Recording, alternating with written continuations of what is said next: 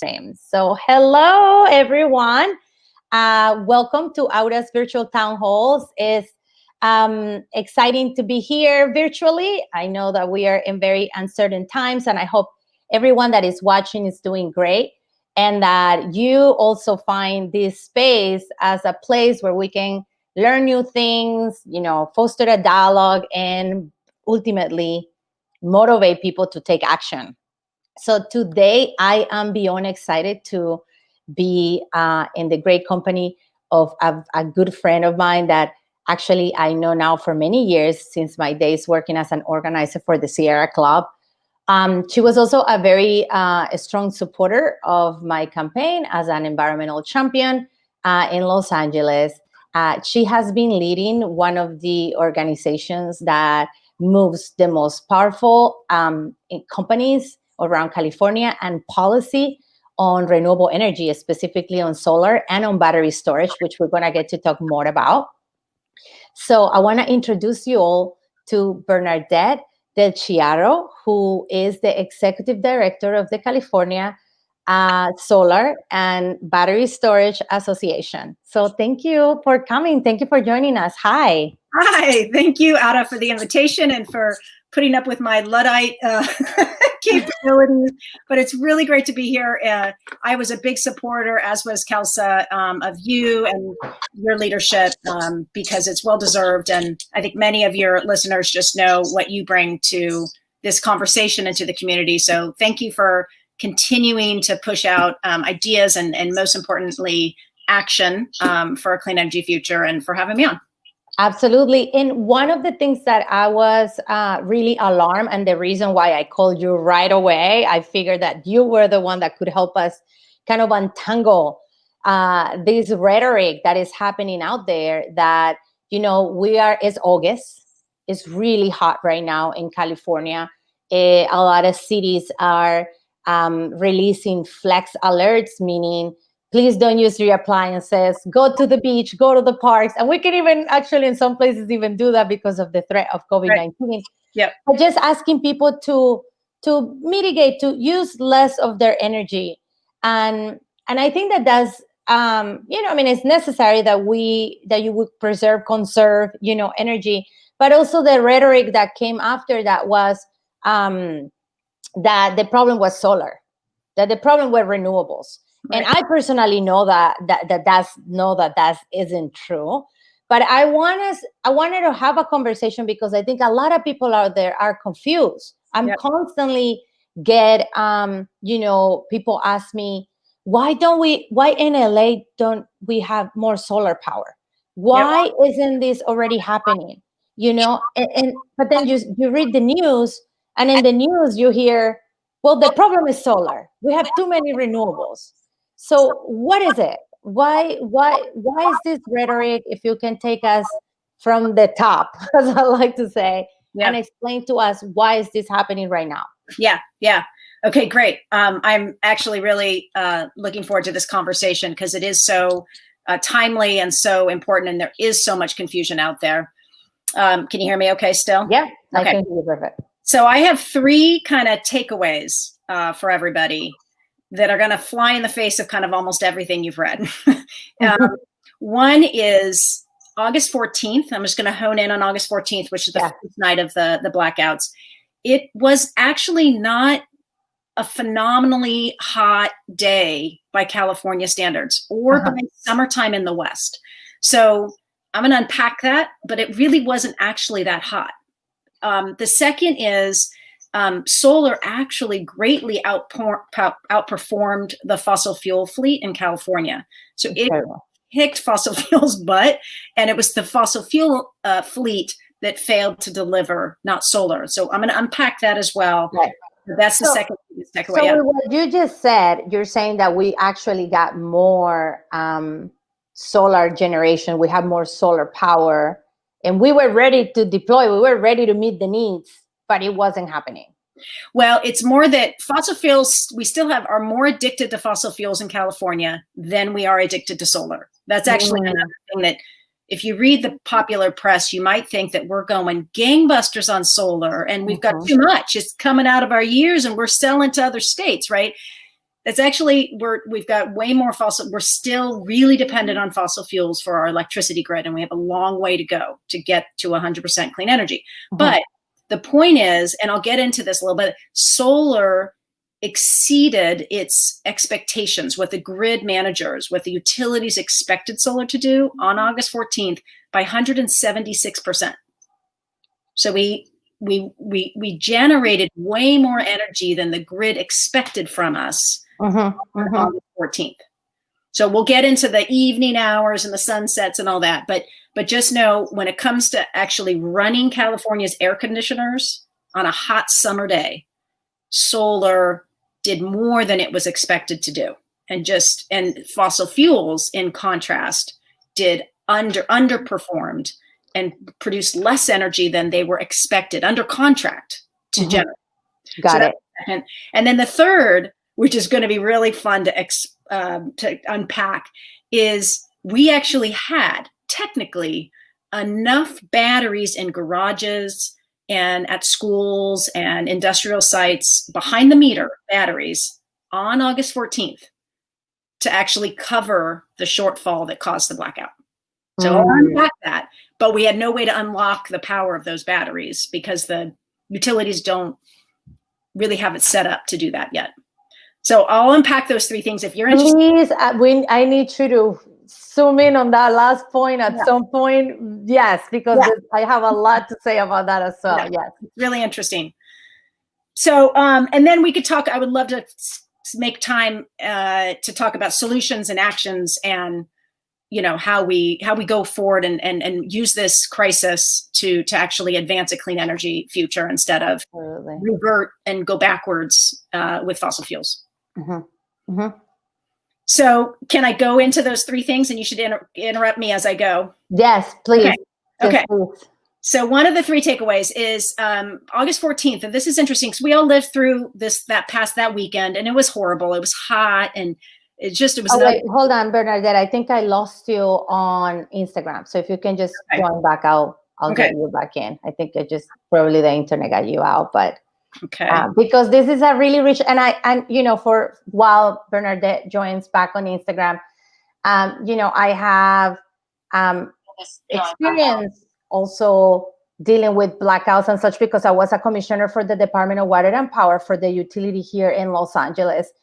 And even me as an advocate, even as someone that has spent a lot of her life and even the majority of my professional career working on climate change and on the solutions to climate change, which are renewables, is just so many pieces to the puzzle that when you put them all together, they kind of don't make any sense, some of them. And I think that's what's hindering the deployment and why we use more renewables and why we have more solar power.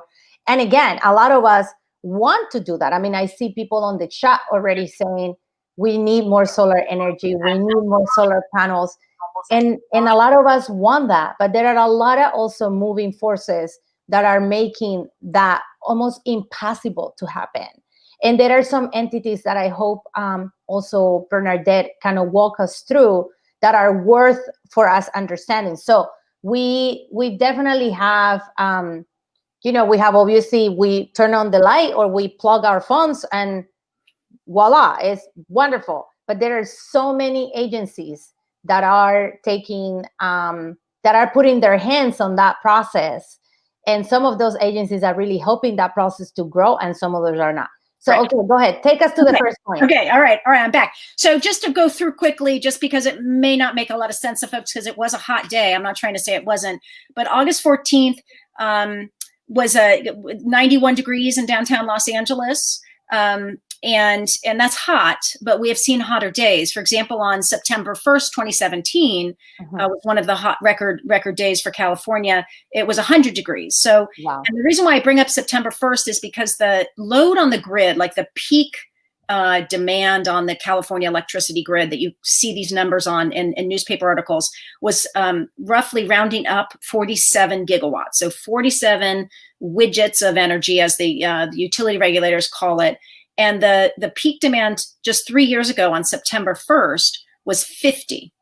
So Wow. when you kind of go, okay, well, the story that you heard was it was just this crazy heat dome. It was just ravaging the whole West, and we just couldn't keep the lights on because the electricity load was so huge. And that was the story. But Right. when you actually step back and look at the data, it was a hot day, but it was hotter 3 years ago on September 1st. And the load on the grid was 3 whole gigawatts bigger. And yet the lights didn't go out 3 years ago. So the bottom line is it wasn't actually some astronomical once in 100-year, heat event. It was a hot day in August. These happen to us all the time. And our grid operators and our utilities are supposed to plan for those very events and have enough energy and resources. And so that brings us to really the second question, which is, or the second takeaway, which is, what went wrong? Why didn't we have enough resources to power all of those air conditioners running on into the evening? And the reason was because the fossil fuel power plants did not perform. They were not reliable. And there were 2 in particular that created a 500 megawatt shortfall, which I know there's a lot of megawatts thrown around, but in utility California grid world, that is not that big of a shortfall. But it was enough to cause enough of a shortfall that the grid operators had to force blackouts for an hour. There was an hour-long period there where there was 20,000 people lost their electricity. And so, again, the takeaway there is one of the big things about solar, which I tweeted about this a few days after the event, is the utility scale solar plants, the big projects out in the desert, those outperformed 176% of expectations, like I said earlier. So they did better than they were supposed to do. The fossil fuel power plants in California did 17% under what they were supposed to do, which, given how much we rely on them, that actually was a big, huge shortfall. And it resulted in the shortfall that caused the blackouts. So to kind of go that it was about solar not performing is absolutely patently wrong. Now, where things get a little tricky is solar, of course, works when the sun is out, and it doesn't work when the sun is set. Right. So one of the things that people don't understand is all of the rooftop solar, and we have 1 million systems throughout California, all of that solar is invisible to CAISO. They can't be seen by the operators because it's all being consumed on site by the people that have it on their roof. So that's all reducing demand on the electric grid, strain on the electric grid, and during the hottest part of the day, which is around 3 or 4 o'clock in the afternoon. So that's how you see California's demand is actually lower than it used to be. And it's later in the evening when the sun is. It's not that solar is not producing when California needs it. We are. We're just producing on site, lowering overall demand and strain on the grid. And then what we need is to figure out those evening hours. How do we renewably keep our lights on at 6 o'clock at night? And that's where storage comes in, and we'll come to that. But right now, what the state looks to is fossil fuel power plants. And in fact, the fossil fuel industry, of course, was really quick out of the gates going, the solution is to build more fossil fuel power plants.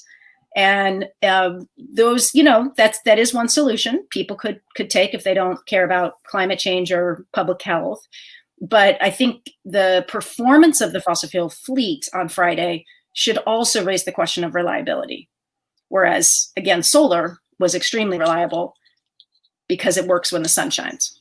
So, okay, so let me take a step back for my listeners. Some of them are very savvy because they know about my work, and we're friends in the environmental and in the renewable energy world. But some of them are like, I just love solar. Why don't we have it? Yeah. So basically you're saying that in California, we have the idea that we need to generate power that is reliable because of fossil fuel. Number one, because they have all the infrastructure, they have the incentives, they have they're already producing the majority of our power. Yep. So that the solar that we already have, which is plenty, and it could have helped mitigate that issue, yep, is not being accounted because we only account the solar that is produced during the day because we have just sunlight during the day and not at night, which is a flaw idea now because we have batteries. We can store all the energy and we can make the sun shine at night. Yeah, exactly. And the third takeaway that I said at the top of the call was, we actually have, and most people don't know this, but we have 30,000 batteries in garages and at schools and industrial sites throughout California, throughout the grid, 30,000, and they total over 500 megawatts of energy that could actually, if turned on like a light switch on, could actually output 1,000 megawatt hours of juice in an hour. So if you go back to August 14th and you look at the shortfall was from 6:30 to 7:30, and it was 500, it was 1,000 megawatts, 1,000 megawatts that we were short from 6:30 to 7:30 on August 14th. If technically, I'm not saying this would have happened in actuality, and I'll get to why that is, but technically, if a couple of ifs were covered, if all of those 30,000 batteries were fully charged at 6:30, if the homeowner didn't need that battery at that moment in time, if they were configured to give all that electricity to the grid, which is a big policy problem, which we should unpack because the utilities are like. You're talking about net metering. Yeah. Yes, we need to let people know what that is. Yeah. Hold tight, guys. Hold tight. This is gonna get better. We've got a couple of these ifs, but the current fleet of batteries, and we're just starting out building energy storage, right? And if the current fleet had just been configured and set up in advance to discharge to the grid at 6:30 p.m. on August 14th, we could have averted the blackouts altogether. And so my point in saying this is just to illustrate the power that is in these solar charged batteries that we've already built, because we've gotten started, but we're just at the nascent, stages of this. If we could triple or quadruple, build 1 million of these batteries, just like we've built 1 million solar roofs, if we could pair those solar panels, we could knock out not just shortfalls like we saw on August 14th, we could retire all those dirty fossil fuel plants completely. That's what the power is of a clean energy future. We just have to invest in it and commit ourselves to it. And as we've kind of alluded to, one of the big barriers is our utilities like to run a monopoly. They like one directional power, and they really just don't like this idea of allowing their customers to participate in an energy infrastructure in a kind of give and take scenario. And that is essentially what net metering is. It's the ability to spin your meter backwards and get a credit, spin your meter forward and consume electricity from the grid, and get and have this interactive sort of analog relationship with your utility company. The problem with that is that the utilities business model, and I'm telling you what you already know, but in case others. No, this needs to be, there's a lot of people that are listening here that don't have any idea that this is going on. This is very familiar to you and I, but it's not to a lot of others. Yeah. Well, the big hindrance here is the utilities make their money by building a big, muscular, supersized electric grid, big transmission lines, big substations, and they don't make money off of selling or buying electricity. They make money, their return on investment is from infrastructure. Right. So if we built 5 million solar roofs, not just 1 million, and we lowered people's demand because they're self-consuming from the panels right on their roof, right? So now we don't need that much electricity from the grid. And then we attached batteries. So now we can make that sun shine into the night, like you said earlier. Suddenly, we don't have to build as big of a grid. Right. It can be decentralized.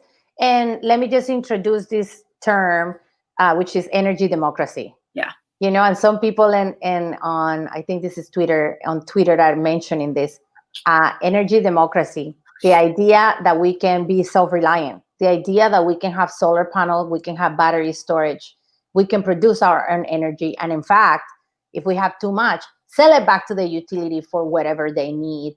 This has been an idea that I know since I started working on environmental issues, and it's been nearly impossible. It's almost like the boogeyman. Everybody it's just terror Right. And I don't understand why, because communities that are most affected by climate change, by pollution, that have the least solar, that Yeah. they don't, like, you go around, you hardly see any solar panels in their neighborhood, are the people that can generate the most and Yeah. that can benefit the most. Benefit. So I just want to put this out there, folks, because I see people saying, please don't build solar in sacred lands, please build solar here. Like, the first thing that we need to, just the barrier that we need to break, is this idea that we cannot be all self-reliant and have a distributed system that can work in our cities, in our communities, and in our neighborhoods. Yeah. So Yeah. Well, I love that term, and it's why I focus on distributed energy and empowering everybody. And these are new technologies. We still have a long way to go to make them accessible and affordable to everybody. But the point is what's possible. And the winners is not going to, it'll be all ratepayers, because with a smaller grid, we're paying less. yeah, the people, right? Everyday people. Yeah.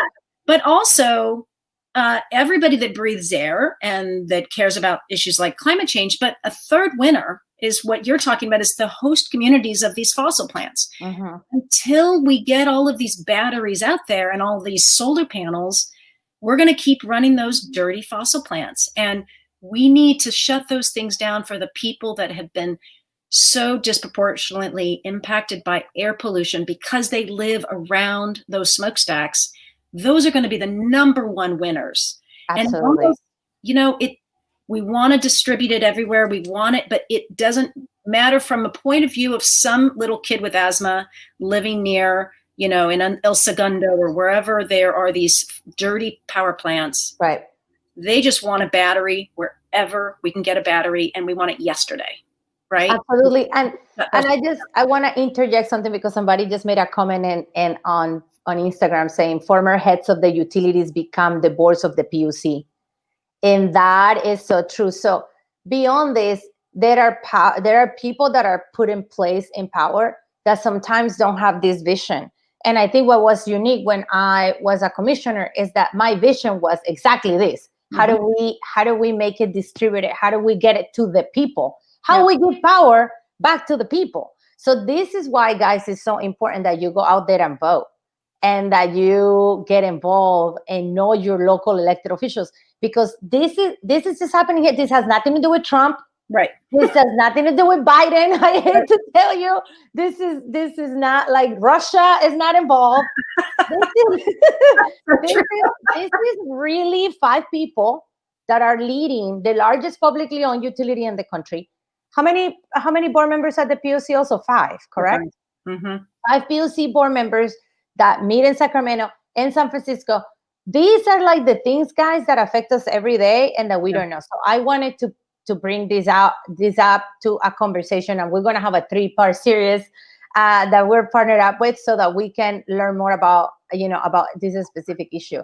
Now, I want to also touch a little bit about unions and labor agreements, which I am a daughter of a union leader.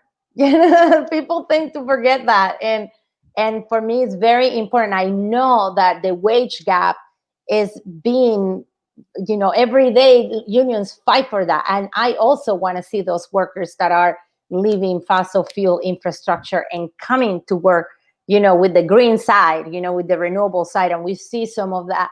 But they're also a huge issue for distributed generation. If you can just touch a little bit of like why. Sure. Why this is problematic. Well, I mean, I think there's a lot of misunderstandings about distributed generation and jobs. But let me first back up and say, if you take a step back, California has about 10 gigawatts of rooftop solar distributed. I call it rooftop. Some of it's on the ground and mounted, but it's, generally speaking, you use rooftop as an easy descriptor of it. And then we have actually far more than that, but not much more, but about 12 gigawatts of utility scale. So big, giant plants. Farms, right. So it's little like 60-40 is the market. Distributed is 40% and utility scale is 60.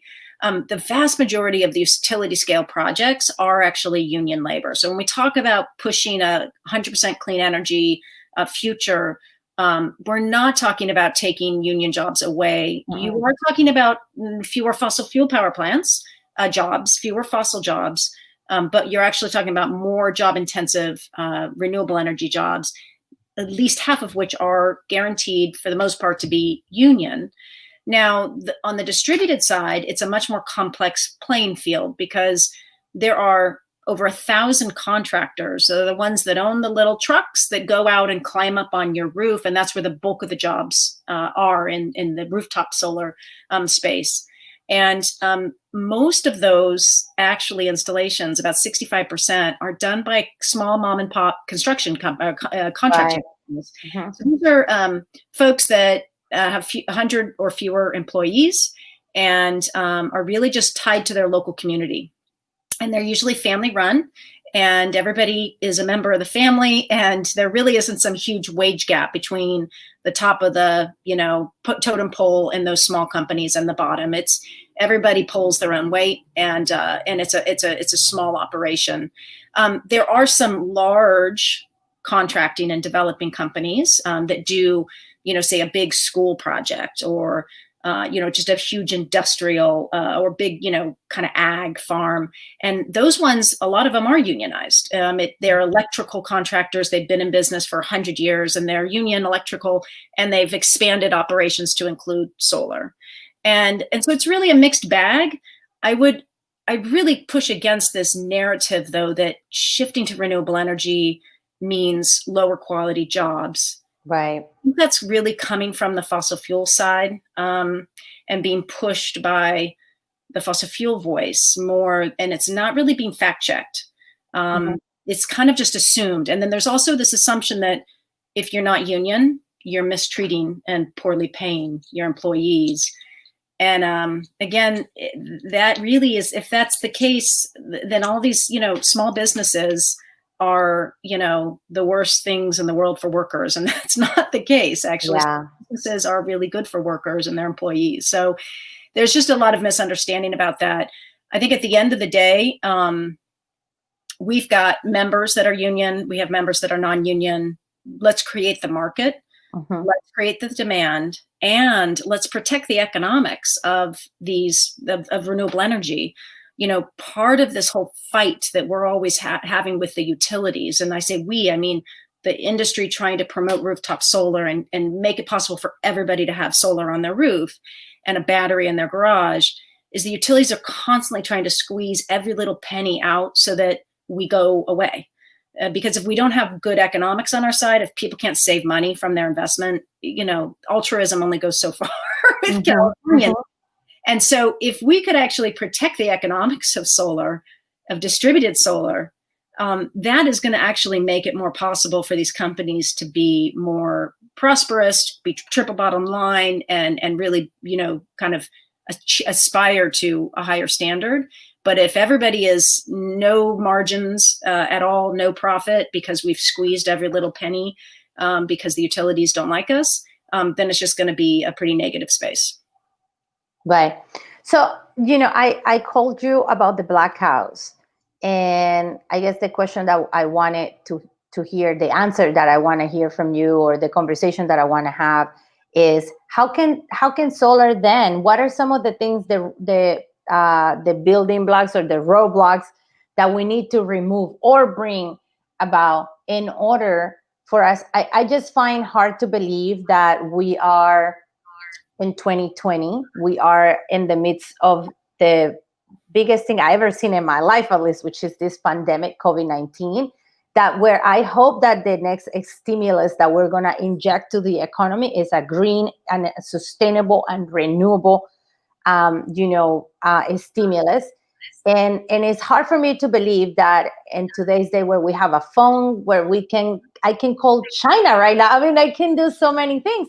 We still haven't figured out how not have blackouts. And I truly believe, I in fact know, and you do know too, that battery and solar can help mitigate that. So what are some of the things that we need to have in place so people can get educated so that we can, rally up behind that? Yeah. Three things. One is we do need more solar. We just need more solar generation to offset all of that fossil fuel usage. We are still using, again, we're burning fossil fuels in the middle of a hot summer day in California, and we need to put an end to that. And the way we'll put an end to it is we have to build way more solar. So that is first, we need more solar. Second is we need to pair all those solar panels with batteries. So we need way more energy storage or batteries to stretch that sunshine into the evening when the wind turbines can kick on and we can power much lower evening load with wind.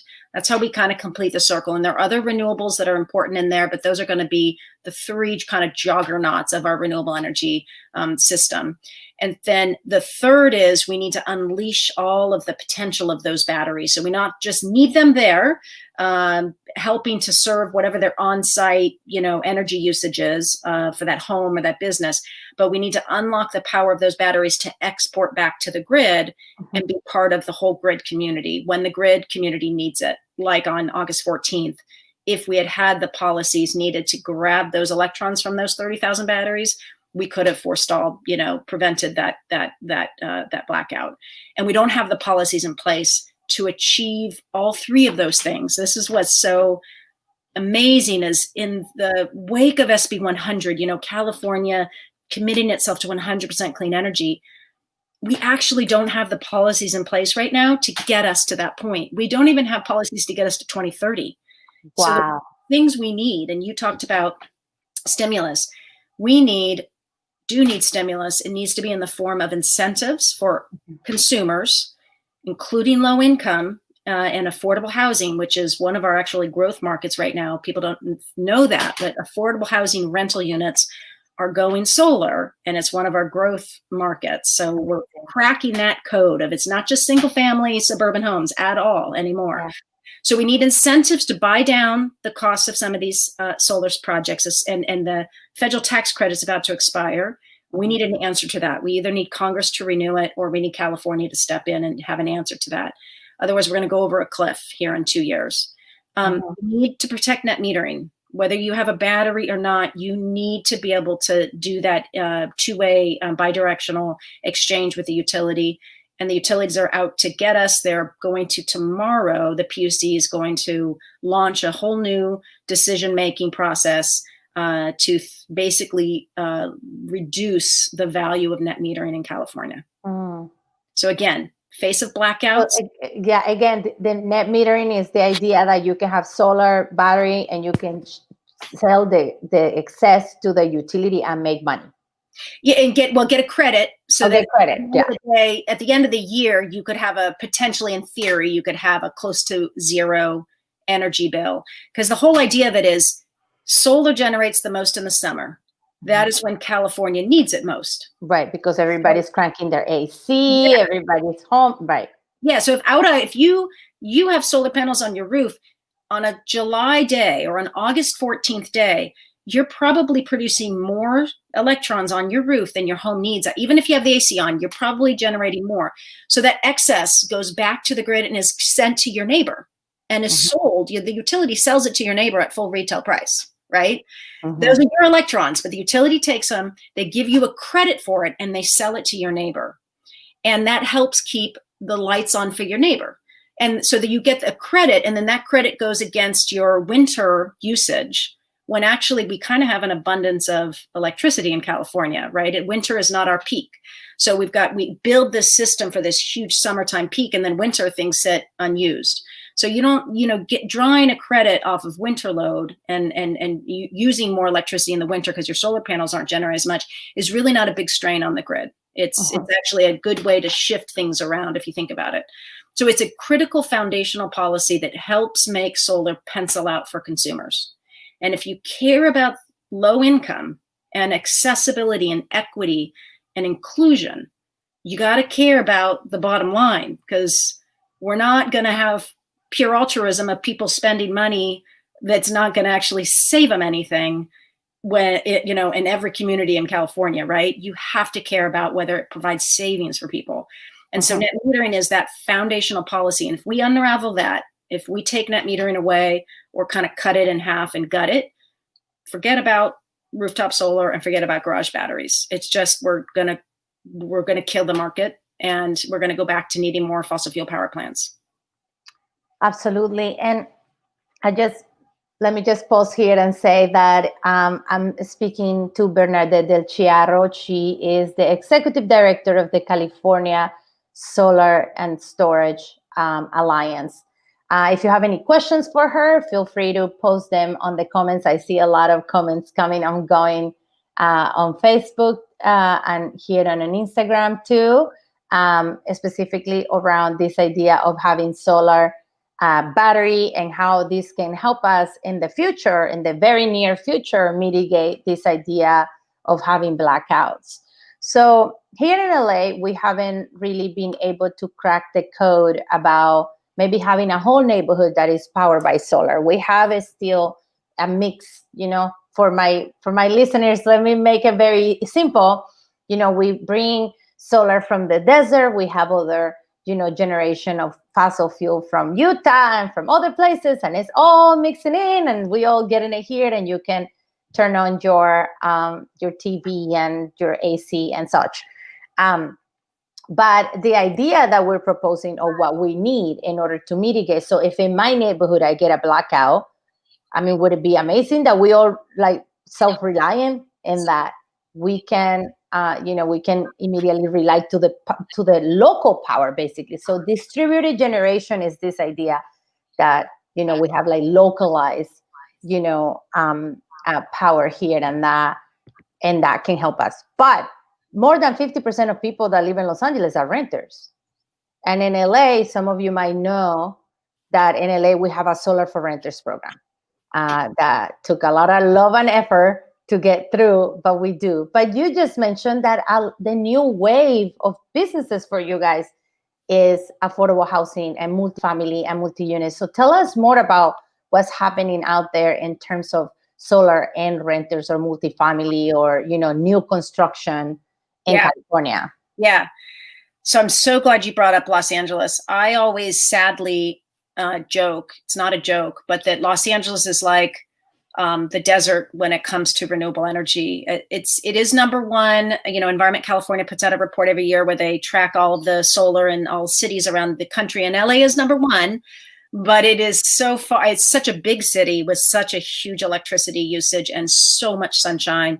It shouldn't just barely be winning against San Diego, which is like nipping right at LA's heels. And LA is really underutilizing both its sunshine and its built environment to make itself more sustainable. And so one of the things that we have two things in the investor-owned utilities, so Edison and the other utilities surrounding Los Angeles, that we got through legislation, but that LA lobbied to not be brought into the bill. We have two policies that crack this code, this nut on renters. One is it's called virtual net metering. So we've already talked about net metering.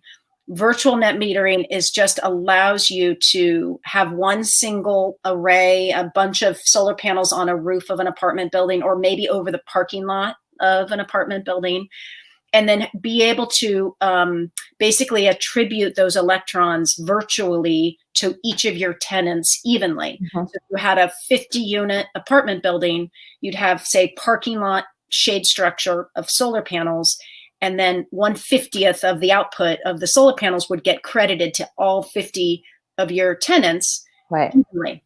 And this is through the blockchain technology, correct? It's just through virtual paper. It's a transaction on paper, but it comes in the form of a credit. So the person in apartment 1 pays less on their energy bill because the credit shaves off what they would have otherwise paid. Got it. And so if they use more electricity than apartment 2, there's the apartment, they're all even in terms of the eyes of the solar benefit. If you want to be super energy efficient in apartment 3, you can, and your credit's going to really draw down your bill, right? Do you follow? The key thing here is it's a way to get around two things. One is it's a way to get around the problem. If you did it otherwise, if you do it the way Los Angeles currently would require an apartment owner to do, is you would have to put a little mini solar system for every single 50 unit. an incredible amount of infrastructure. You have to have an inverter and a meter and a whole, like, you'd have to wire and every little, and most of our apartment buildings, of course, are 1, 2, 3 stories. They're flat roof, they're big spaces, but they, to have to overbuild the system in order to meter everybody exactly is cost prohibitive. And then the other thing we have that Los Angeles does not have is an incentive program just for rental units that are low income. Yeah. California passed this, and we're helping the apartment owners get over the hurdle, which is there's this kind of catch-22 with apartments, right? Is they own the building, but they don't pay the electric bill. So what incentive do they have to lower the electric bill through solar? That's correct. Buildings don't go to them. So we help buy down the upfront cost of that solar panel for them, give them the incentive to actually really kind of green up their apartment building, and they can then advertise to their, renters. And then they can also meet federally mandated, green energy goals that are part of the whole affordable housing regulated world. So that is what's helping us unleash the power of solar for renters. And it's a beautiful thing. And it's a growth industry for us right now. But it's not available to us in places like Los Angeles because the Department of Water and Power just hasn't prioritized yet making those programs available. Yeah, sadly. So for the folks that live here in LA, this is a great time to better understand how our public utility works and how they can benefit us. We see the bill and sometimes we hate them. And when we have an outage, we want, we hear a lot of complaints about our utility, but it's also important for us to remind them that they have a duty to us, the ratepayers, the people that pay the bill, and also to our environment to be good stewards. And also something that can help us mitigate this issue of not having power. I mean, in LA last week when the power outages were happening, it was disheartening to see because with COVID-19, we already have a lot of issues with cooling centers, for example. Cooling centers are places where low-income people, seniors, go and find refuge from the heat. These places, some of them are already closed because of COVID-19, threat. And now some others were closed because they just didn't have power. So, I mean, it seems to me that the bare minimum that we can do is even just deploy solar for those places, churches, places like after Hurricane Sandy or Superstorm Sandy, I should have called it a hurricane, in New York happened, in that area where people got most affected, they allocated solar and storage to some places. So in case something else happens, they can go there in times of emergency. So, so there is so many applications to solar. And I, sometimes in the radio, I hear Solartopia. I was actually a guest on that show a couple of weeks ago. And he talks about like, why is not everybody has a solar panel in LA? And I just think that is a lack of political will sometimes. Yeah. But because we have the technology and definitely we have the technology and we have the companies that want to do this type of work, but sadly, they just don't have the avenue to do it. Yep. So one of the things that you talk about in an email exchange that we had was the resource, the resource adequacy. Mm-hmm. And how this plays out also. And I think you kind of talked about it earlier, and how much we accounted in terms of renewables in our overall grid.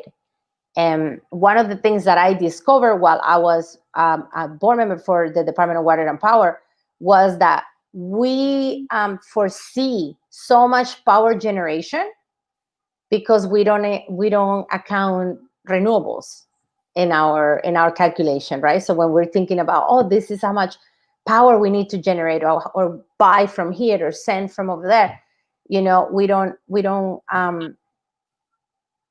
account also solar and other renewables on the grid. So tell us a little more about what is this term, because earlier I introduced this term, I believe yesterday, to some of my followers and the people that that are in my community, So tell us more about this term and why is this important?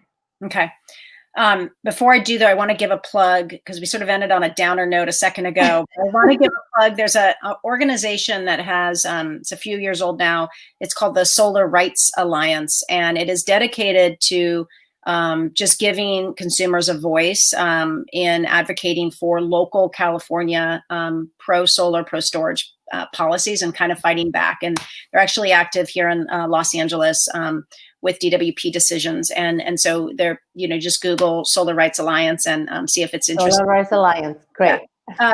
But okay, so resource adequacy, yeah, it's a techie, wonky energy term, but essentially what it means is every couple of years, the CalISO, which manages this big electric grid that we're all connected to, and then they basically sit back and they go, what's the temperature going to be? How many people are living in California? What are the resource needs? How much electricity?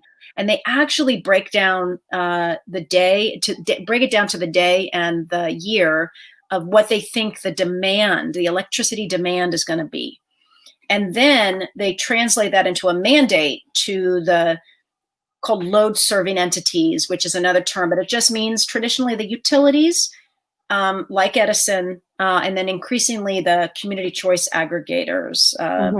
So anyway, it doesn't matter. The folks that deliver electrons to your home are told by this grid manager well in advance, years in advance, here's what you have to have in order to meet our requirements so that the lights don't go out. And it's all figured out well in advance. And like I said, the resources needed at 11 o'clock at night are very different than the resources that the grid operators determine at 11 in the morning, and very different than 6 o'clock at night, and so on. They really parse it out. Why this is kind of important from the blackouts and going forward is they only look at demand. So this gets at your point. They only look at when you turn on a light and you're drawing electrons from your utility.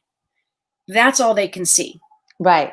And again, if you have solar panels on your roof and a battery in your garage and you turn on your light, if it's the middle of the day or if your battery is charged up and on, you're not drawing from the grid. You're drawing from your own system. So all of that reduced load is basically the same as being more energy efficient. Wait, Bernardette, I think I lost you on Instagram again. So while you keep your point, just try to log back in the chat. I think people are like, we can't see her. Just keeps doing this. I don't know why. I think it's maybe your Wi-Fi connection is not very strong. But something that is worth, so from what Bernardette is mentioning right now, I think one takeaway from me is that we are being asked, or our utility is being asked to produce all this energy. So therefore, what do they say? Well, let's build more fossil fuel infrastructure. So this is why this point is so sticky and so wonky and so important for all of us. Because as we are required, or as the Department of Water and Power is required to, I think you're connecting now, as we're required to produce, because I mean there is all sorts of there is all sorts of associations that we're not gonna, and entities that I'm not gonna indulge you right now. But as all of these they want to make sure that we have enough power, because every time, at least in Los Angeles, when I was a commissioner, they used to say every time we lose power, somebody dies. People die when we lose power. Okay, let's see. There you go. I think you're back in here. Not yet.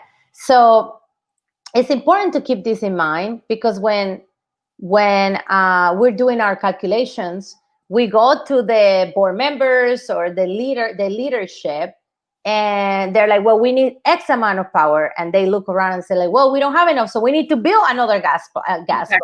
Exactly. So please go on. So this is why I want everybody to hear this point, because this point is super important. So when you turn around and ask me or Bernardette or anyone on the street, or you go on Twitter and vent your emotions about why don't we have enough solar and renewables, think about this. think about that we're being asked to generate too much because we're not counting how much solar and renewables we already have. Yeah. So please go ahead.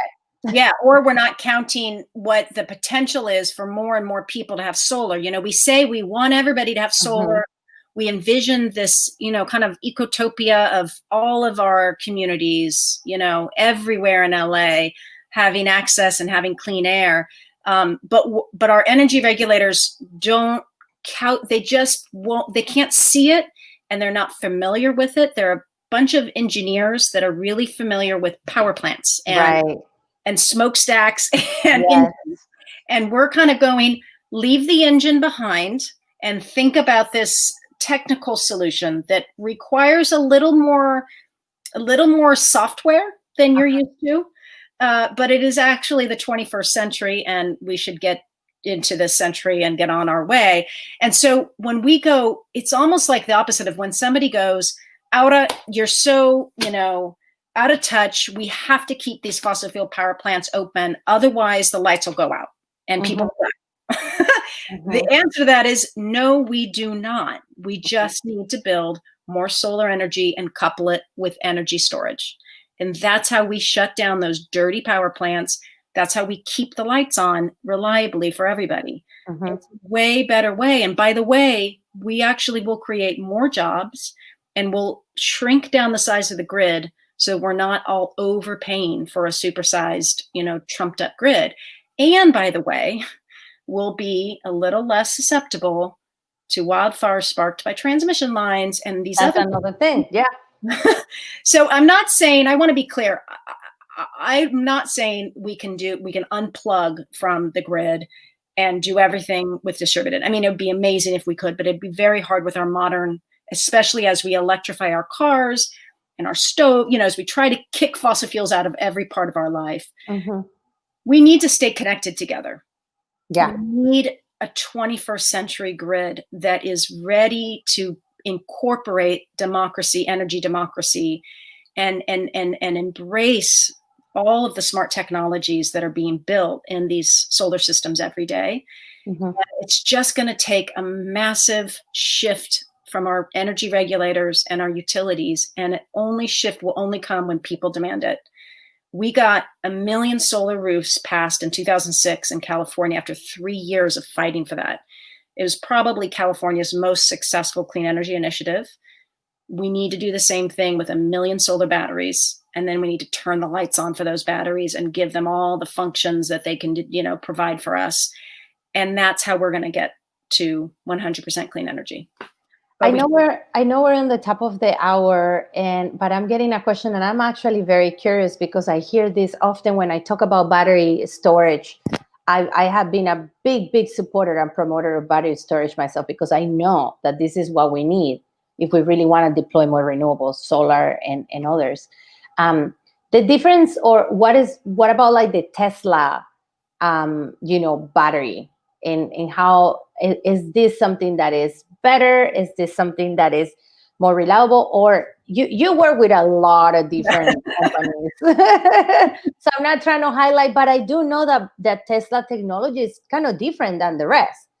You know, that they don't, that like even the Tesla car, you cannot use any of the other, you know, charging stations for regular EV cars than the Tesla ones have. Yeah. So what would be your take on this question? I think Tesla makes awesome products. I'll be clear. They are a member, of course. They make really good products. You know, there's one of the cool things that I love right now about where we are with energy storage is it is a race to the top. I mean, every energy storage company out there will tell you their chemistry is the best, and their software platform and their app. And, you know, I got to say Tesla, it does, as you might imagine, it really does have some pretty nice, you know, controls on your thumb. But the chemistries, there's a lot of different chemistries within energy storage. We just call it energy storage, but there's actually a lot of different ways to build a battery and store electrons. And it's that race to the top, that innovation, that research and development, that initiative programs like, say, if Governor Gavin Newsom wanted to call for 1 million solar charged batteries initiative, we would see all of that R&D come to fruition in the form of bigger and better batteries, because there would now be a market that these really California-based companies, all of them, a lot of them, I should say, that are engineering new ways of doing energy storage, they would all be able to bring their brilliant ideas to the fore, including Tesla. One thing I want to say that I don't know if this answers kind of your callers or your listeners' question, but it's really interesting. Real quick, the technology, the little cells within a Tesla car are the exact same little cells within the wall battery. Similar, the Chevy Bolt, right? The all-electric Chevy Bolt. That holds batteries from LG Chem. LG is a South Korean, one of the biggest electronics companies, right?